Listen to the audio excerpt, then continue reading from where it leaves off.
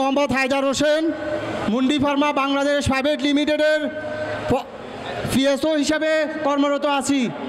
আজকে আমাদের কিছু যৌক্তিক দাবি নিয়ে আমাদের কোম্পানির বরাবর আমরা উপস্থাপন করেছি।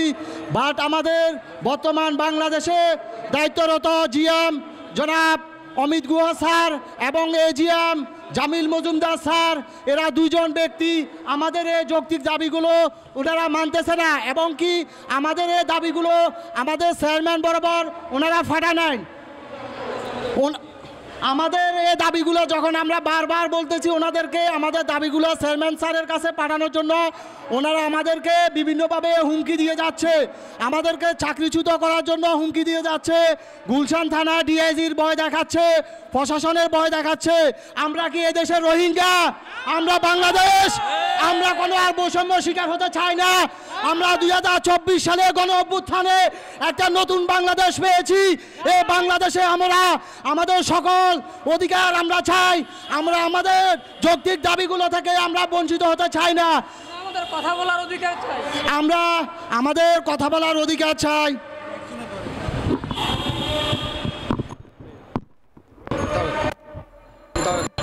আমরা আমাদের দাবিগুলো আমাদের গণমাধ্যম কর্মী ভাই যারা আছেন ওনাদের কাছে আমরা অনুরোধ করব, আপনারা আমাদের এই দাবিগুলো বাংলাদেশ সরকার বর্তমানে যিনি আছে ওনার কাছে পৌঁছানোর জন্য, যাতে করে আমাদের সরকার আমাদের এই দাবিগুলো আদায় করার জন্য কোম্পানিকে চাপ প্রয়োগ করা হয়।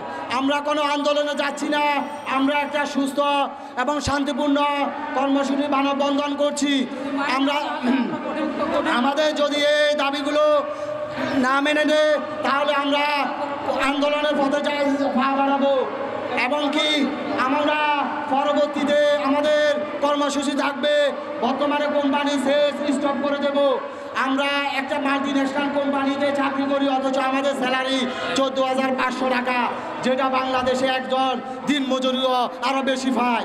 আমরা শিক্ষিত ছেলে, আমরা অনার্স মাস্টার্স কমপ্লিট করে আজকে আমরা রোডে পুড়ে একটা মাল্টি ন্যাশনাল কোম্পানিতে 15,000 টাকা বেতনে চাকরি পাই, যেটা খুবই লজ্জাজনক।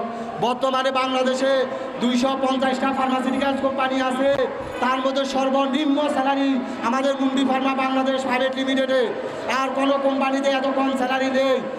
আমি আবারও বলছি, আমাদের দুইজন ব্যক্তি জিএম জনাব অমিত গুহা স্যারের পদত্যাগ চাই, এবং এজিএম জনাব জামিল মজুমদার, এই দুইজন ব্যক্তি অনবিলম্বে আমাদের চেয়ারম্যান যাতে করে ওই দুজনকে পদত্যাগ করতে বাধ্য হয়, এবং এই দুজনকে যাতে করে আর না থাকে আমাদের কোম্পানিতে। আমরা সকল পিএসওদের চাকরি কারো যেন এই কোম্পানি না চাকরিচ্যুত করা হয়। আমি আমার সাংবাদিক ভাইদেরকে বলছি, আপনারা আমাদের এই বিষয়গুলো আপনারা ভালোভাবে উপস্থাপন করার, আমাদের দাবিগুলো আমরা আদায় করে নিতে চাই। আমরা আর কেউ যেন বৈষম্য শিকার হতে না পারি। ধন্যবাদ। আমি আমার বক্তব্য এখানে শেষ। মোহাম্মদ আনোয়ারুল ইসলাম, পিএসও এনআইসিবিটিতে আছি। তো আমি আজকে কয়েকটা গুরুত্বপূর্ণ বিষয় বলতে চাই যে আসলে বাংলাদেশের মাল্টিন্যাশনাল কোম্পানির কোন আইন অনুযায়ী আছে যে একটা মাল্টিন্যাশনাল কোম্পানি সামান্য 15,000 টাকা বেতনে অতিরিক্ত চাপ প্রয়োগ করে আমাদের কাজ করানো হয়। আমার দ্বিতীয় নম্বর কথা হচ্ছে যে বাংলাদেশের মতো একটা ধর্মনিরপেক্ষ দেশে কিভাবে তারা ধর্ম নিয়ে কথা বলে। আমরা চাই একটা ধর্মনিরপেক্ষ কর্মী সংস্থান। আমার তৃতীয় নম্বর কথা হচ্ছে যে কথায় কথায় চাকরিচ্যুত, এটা কোন ধরনের নিয়মের মধ্যে পড়ে। আমি সাংবাদিক ভাইদের উদ্দেশ্যে বলতেছি, আপনারা আমাদের এই গুরুত্বপূর্ণ বিষয়গুলা পুরো দেশবাসীর কাছে তুলে ধরবেন যে আসলে একটা মাল্টিন্যাশনাল কোম্পানির যে কার্যক্রমগুলা, ওরা যে কাজগুলা করে আসতেছে এতদিন ধরে কেউ কথা বলে নাই। আজকে আমরা সবাই ঐক্যবদ্ধ হয়ে এসেছি, তাই আমাদের দাবিগুলো নিয়ে আপনারা কোম্পানির কাছে উপস্থাপন করবেন যে আসলে ওরা কেন এই ধরনের অযৌক্তিক কাজকর্ম করে যাচ্ছেন, এবং আমাদের দাবিগুলা কেন মানতেছেন না, শুধু অজুহাত দিয়েই আমাদেরকে দমানোর চেষ্টা করতেছেন। এটা কোন ধরনের কথা? আমাদেরকে কথায় কথায় প্রশাসনের ধমক, আমাদেরকে হেড অফিসের সামনে গেলে সেনাবাহিনীর হুমকি দেখাচ্ছে। আসলে একটা মাল্টিন্যাশনাল কোম্পানি কি শুধু মাত্র হুমকি দেওয়ার জন্য বাংলাদেশে বিজনেস করতে আসছে? এত কম টাকায় বাংলাদেশের কোনো ছোট কোম্পানিও কোনো পিএসওকে চাকরি করায় না। তাই আমি আমাদের এই বেতন বৈষম্যটাকে দূর করার জন্য পুরো দেশবাসীকে জানানোর জন্য আমি আমার সাংবাদিক ভাইদের দৃষ্টি আকর্ষণ করছি এবং আজকে উপস্থিত আমার সকল পিএসও ভাইদেরকে ঐক্যবদ্ধ হয়ে আসতে দেখে আমার খুবই ভালো লাগতেছে যে তারা অধিকার আদায়ে সোচ্চার। তাই আমরা আমাদের কয়েকজন ঊর্ধ্বতন কর্মকর্তার পদত্যাগ দাবি চেয়ে আমরা এই কথা বলতেছি যে আমাদের যে কান্ট্রি ম্যানেজার স্যার আছে অমিত গুহা স্যার, আমি ওনার পদত্যাগ দাবি করতেছি। তারপর হচ্ছে আমাদের marketing manager sir Jamil Majumder, ওনার পদত্যাগ দাবি করতেছি। তারপর বাংলাদেশ সেলস ম্যানেজার দীপক কুমার অধিকারী, ওনার পদত্যাগ দাবি করতেছি। এবং হেদায়তুল্লাহ পারভেজ বিটাডিন টিমের সেলস ম্যানেজার, আমি ওনার পদত্যাগ দাবি করতেছি। এই বলে আমি আমার সংক্ষিপ্ত বক্তব্য এখানে শেষ করতেছি। আল্লাহ হাফেজ।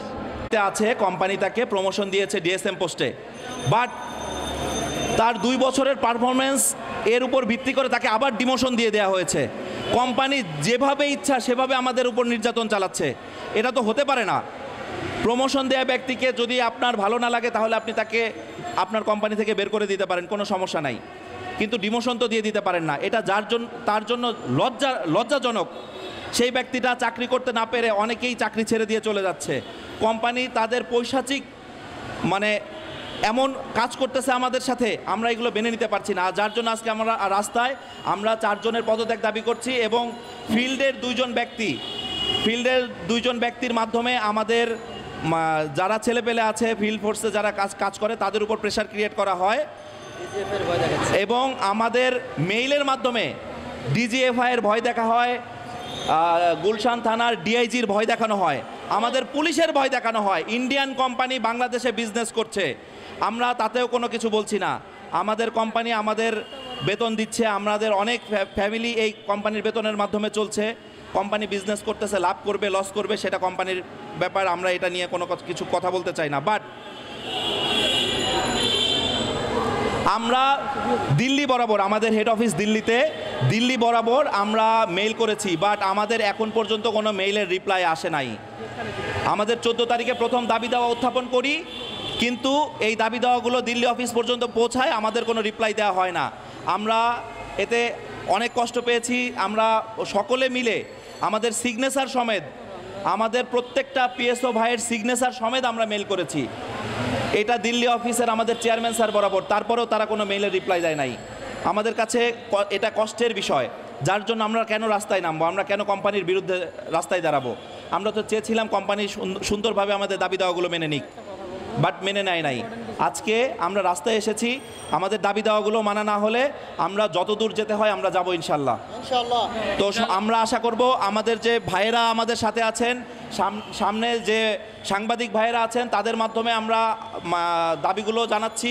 কোম্পানির ঊর্ধ্বতন কর্মকর্তা থেকে শুরু করে আমাদের চেয়ারম্যান স্যার সকলে আমাদের দাবিগুলো মানার জন্য সর্বোচ্চ চেষ্টা করবেন, এতটুকু আশা করছি এবং আমি আমার সংক্ষিপ্ত বক্তব্য শেষ করছি। ধন্যবাদ। আসসালামু আলাইকুম।